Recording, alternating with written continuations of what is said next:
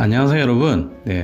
푸드 테라피를 가장 재밌고 유익하게 설명하는 통합의학 박사 박찬우입니다. 우리나라를 지키려면 어떤 힘이 필요하죠? 바로 국방력, 경제력이죠. 그러면 우리 몸을 지키려면 어떤 힘이 필요할까요? 바로 면역력입니다. 면역력이라는 것도 있습니다 여러분. 자꾸 없다고 하시는 분이 있는데요, 그거에 대해서 오늘 설명드리겠습니다. 같이 들어가 보시죠.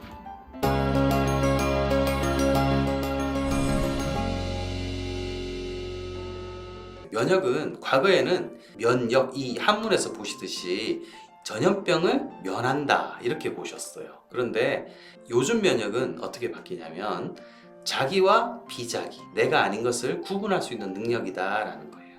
그래서 어떤 분들은 면역력이란 거 말은 틀렸다라는 주장을 하시는 분이 있는데요, 뭐든지 면역을 잘하면 그게 면역력이에요. 다만 면역력을 측정할 수 있는 방법이 한 가지는 아니에요. 여러 가지 방법이 있어요. 어떻게 보면 면역력 측정할 방법이 없다라고 할 수 있지만 활성산소라든지 NK세포 활성화라든지 그 외에도 다양한 면역력을 측정할 수 있는 방법들을 종합해서 볼 때 이게 면역력인데요, 면역력을 다른 말로 하면 비자기, 자기를 공격 안 하는 능력, 또는 너무 오버하지 않는 능력. 어떤 분이 나를 그냥 장난으로 살살 탁 쳤는데 제가 그걸 가지고 기분 나쁘게 그냥 칼을 들고 설치면 안 되겠죠. 그래서 그런 것들까지 우리는 면역력이라고 할 수 있겠습니다. 자, 면역이 주로 어디 있냐 하면 면역은 골수나 흉선에서 많이들 만들고요. 그래서 골수가 어디예요?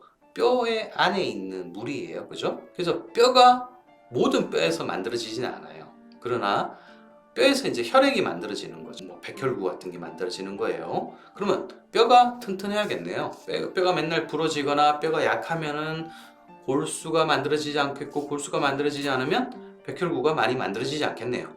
백혈구는 면역의 역할에 중요한 역할을 하거든요. 그러니까 우리는 뼈가 튼튼해야겠네요. 그럼 뼈를 튼튼하려면 영양소로 따지면은 칼슘이 있어야겠네요. 근데 칼슘 혼자 되는 게 아니거든요. 칼슘이 흡수되기 위해서 필요한 게 마그네슘하고 비타민 D 같은 게 필요하거든요. 그러니까 비타민 D는 뼈를 튼튼하게 만들어줄 뿐 아니라 면역과 관련되겠네요. 그러니까 비타민 D는 햇빛 비타민 이런 거, 고등어 또는 표고버섯 또는 우유, 노른자, 비타민 D 영양제 이런 것들은 면역과 관계가 된다라고 이렇게 보시면 되겠습니다. 우리가 마치 신병을 만들었을 때 신병이 훈련소에 가서 훈련을 받아야지 군인이 되잖아요. 그런 것처럼 흉선에서 처음에는 훈련을 받았어요.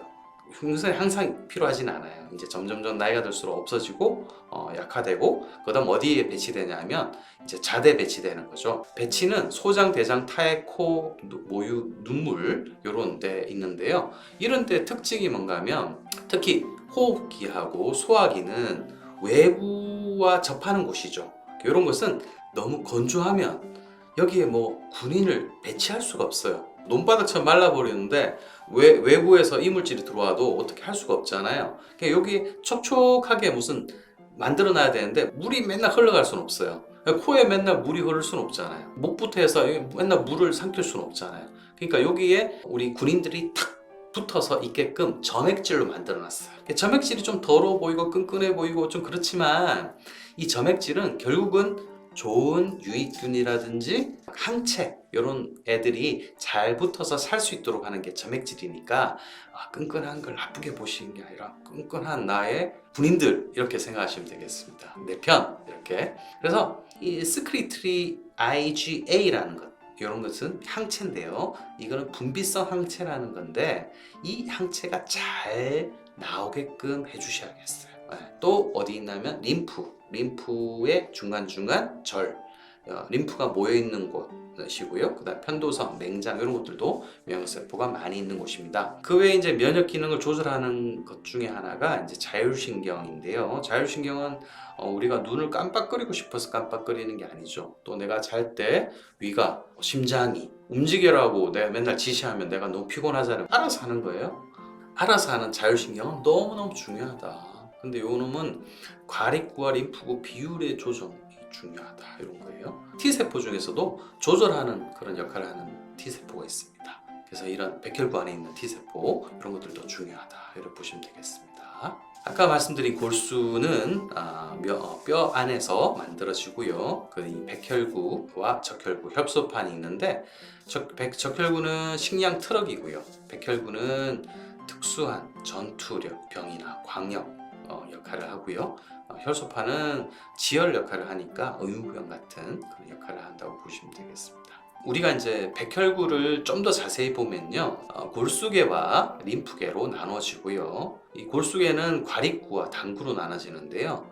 과립구는 염색되는 상태에 따라서 산을 좋아하는 호상구, 그 다음에 호중구, 염기성을 좋아하는 호영구 이렇게 나눠집니다. 이 과립구는 대부분 정규군대처럼 큰 어떤 세균이나 기생충을 상대하는 그런 역할을 하고요. 아주 적은 당구이긴 하지만 이 당구는 대식세포, 매크로파지라고 해서 닥치는 대로 이렇게 막 음식을 먹듯이 하는 놈인데, 요 놈은 자기가 먹고 난 뒤에 이 음식 찌꺼기를 이렇게 다른 과립구나 림프구한테 알려요. 자기 혼자 다 못 싸우잖아요. 그러니까 내가 먼저 가서 막 부딪혀 싸울게, 그 이후로는 우리 다른 사람들이 좀 와서 도와달라라고 하는 거죠. 얘는 게릴라처럼 다다닥 빨라요. 근데 뒤에 나오는 애들이 이제 과립구하고 림프구인데, 림프구 중에서도 이제 T 림프구와 B 림프구, 그다음 NK 세포가 있는데요.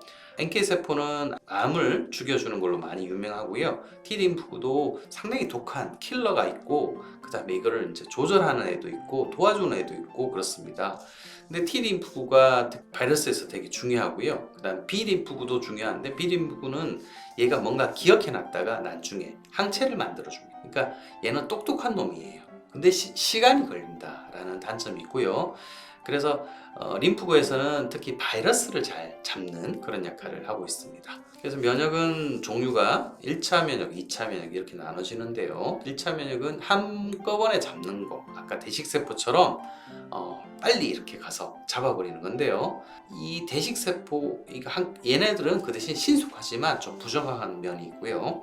2차 면역은 후천 면역이라고 해서 이 기억을 딱 해놨다가 다음에 고놈이 오면 고놈 왔다, 고놈한테 맞는 것을 우리가 공격하자라고 하는 거예요. 그래서 좀 느리지만 정확한 그런 항체 역할을 하는 게 바로 B세포, T세포가 바로 그 역할을 합니다. 오늘 우리가 이제 코로나와 연관해서 면역에 대해서 알아봤거든요. 우리가 좀 면역에 대해서 알아야지 우리가 어떻게 해서 코로나를 이길까, 이런 얘기들 해봤습니다. 면역력 기르셔야 되고요. 면역력을 길러서 우리가 어떤 병도 같이 이겨낼 수 있도록 우리 자연 치유력을 한번 길러봅시다.